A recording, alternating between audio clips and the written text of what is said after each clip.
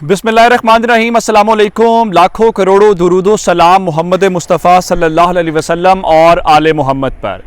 मैं हूं उमर दराज गोंदल और आप मेरा फेसबुक और यूट्यूब चैनल देख रहे हैं। आज आपको खबरें देने से पहले मैं अब से थोड़ी देर पहले सफ़र कर रहा था और मैं मोटरवे से जब ऊपर मोटरवे के ऊपर सफ़र कर रहा था तो मेरे करीब से एक पूरा कॉन्वाय गुजरा, गाड़ियां गुजरी। वो सारी गाड़ियां थी जिसमें एंकर इमरान रियाज साहब को ले जाया जा रहा था। लेकिन इस दौरान एक वारदात करने की कोशिश की गई है और लाहौर पहुंचा तो दिया गया उनको। वो कौन सी वारदात लाहौर पहुंचा के करने की कोशिश की गई है जो पकड़ ली गई है, और ये बहुत बड़ी कामयाबी है।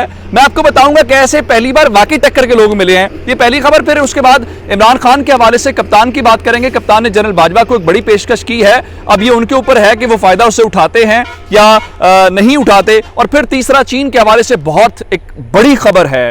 पाकिस्तान के पिछले 75 साल का जो सफर है उसके ऊपर एक कारी वार किया गया है, तलवार चलाई गई है। लेकिन शहबाज शरीफ, पीपल्स पार्टी सब खामोश दिखाई देंगे क्योंकि सारे इस खेल के अंदर मिले हुए हैं। इनको लाया इसलिए गया है, क्या मामला है आपके सामने रखेंगे।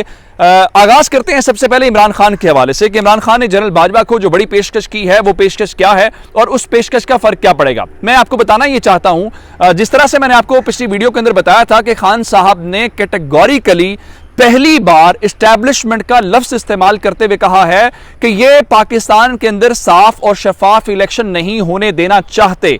अब ये एक बहुत बड़ी बात है, एक बहुत बड़ा इल्जाम भी है। और इससे पहले चूंकि खान साहब ने इस तरह से कभी इनका नाम नहीं लिया, वो अंपायर्स की सूरत में बात करते रहे हैं, न्यूट्रल्स की सूरत में बात करते रहे हैं। और कल खान साहब की मुलाकात सहाफियों के अंदर जिसमें उन्होंने कहा था कि मेरे दरवाजे खुले हुए हैं, सबसे बात करता हूं। लेकिन अब उन्होंने बाकायदा तौर पर जनरल बाजवा को और मिलिट्री एस्टैब्लिशमेंट को या न्यूट्रल्स को, अंपायर्स को एक बड़ी ऑफर कर दी है, बड़ी पेशकश है। अब इनके ऊपर डिपेंड करता है कि आया इस क्राइसिस को ये हल करना चाहते हैं, इस मसले को हल करना चाहते हैं या इस मसले को मजीद बढ़ाना चाहते हैं, तो ये इन सब के ऊपर है। खान साहब ने अब से थोड़ी देर पहले एक बयान जारी किया है और उस बयान को जियो न्यूज ने, हम न्यूज, जितने पाकिस्तान का मीडिया है उन्होंने रिपोर्ट किया है। और खान साहब के मुताबिक उन्होंने बड़े वाज़े तौर पे बात कर दी है, सिग्नल दिया है।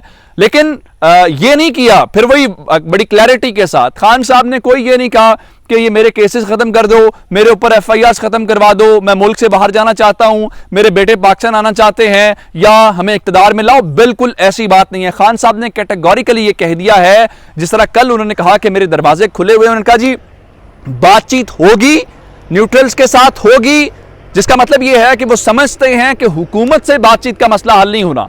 खान साहब अब ये पहला मौका है जहां पे वो एस्टैब्लिशमेंट के साथ बातचीत के लिए रजामंद होते हुए दिखाई दे रहे हैं, क्योंकि कल ही उन्होंने खुद भी कहा था कि नंबर्स अनब्लॉक हो गए हैं लेकिन बातचीत अभी तक नहीं हुई। आज खान साहब ने थोड़ा सा आगे जाके ये सिग्नल दिया है कि बातचीत हो सकती है, लेकिन वो सिग्नल ये बता रहा है कि हुकूमत के साथ बातचीत नहीं बल्कि ये एस्टैब्लिशमेंट के साथ बातचीत हो सकती है, न्यूट्रल्स के साथ बातचीत हो सकती है, अंपायर्स के साथ बातचीत हो सकती है।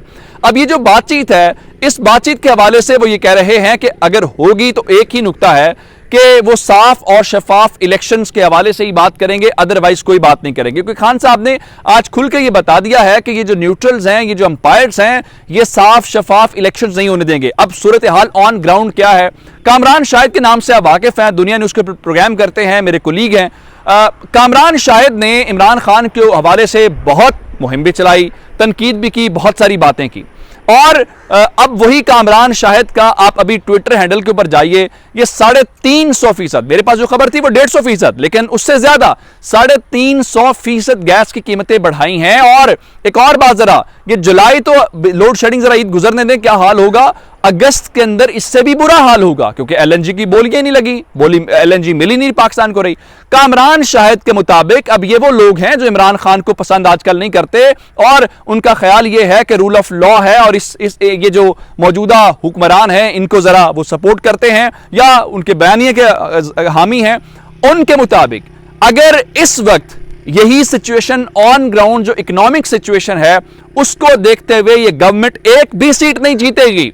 यही सर्विस बता रहे हैं, यही IB की रिपोर्ट्स बता रही हैं, यही स्पेशल ब्रांच की रिपोर्ट्स बता रही हैं। लेकिन कामरान शाहिद के मुताबिक भी अब एक ही सूरत है इस गवर्नमेंट को सीटें जितवाने की, और वो क्या है कि आप रिगिंग करें। रिगिंग के अलावा कोई ऐसा मामला नहीं है जिसपे आप इस हुकूमत को कोई फेवर दे सके। अब ये सूरत हाल है ग्राउंड के ऊपर। अब इसीलिए खान साहब भी कह रहे हैं फिर एस्टैब्लिशमेंट से बात कर लेते हैं कि इलेक्शंस करवाएं अगर आप नहीं करवाने हैं। और ये बात चोरी ने भी टीवी शो के अंदर बैठा कि फौज अगर इलेक्शन कहेगी तो क्या कितना टाइम लगेगा, ये कौन सा इतना बड़ा मामला है जो नहीं हो सकेगा। अब आते हैं एंकर इमरान रियाज के ऊपर। मैंने आपको बताया कि मैं मोटरवे के ऊपर सफर कर रहा था और मेरे करीब से वो गाड़ियां गुजरी, चूंकि सुबह से हम उसको फॉलो कर रहे थे, तो वो कॉन्वॉय था। अब जब वहां से निकले तो उन्हें पुलिस की गाड़ी में बिठाया गया था। अच्छा, पुलिस की गाड़ी में बिठाने के बाद उनको लाहौर ले जाया गया। इस मोमेंट जब आप खबर ये वीडियो देख रहे हैं वो लाहौर पहुंच चुके हैं और उनको जो कस्टडी दी गई, वहां पे जो पुलिस गई थी वो थाना सिविल लाइंस की पुलिस गई थी, क्योंकि मुकदमा वहां पे दर्ज है। और इन्होंने किया क्या, वारदात ये डाली, उनको पुलिस की गाड़ी से निकाल के इन्होंने उनको एक सफेद रंग की गैर सरकारी गाड़ी, जिसको आप ये कह सकते हैं कि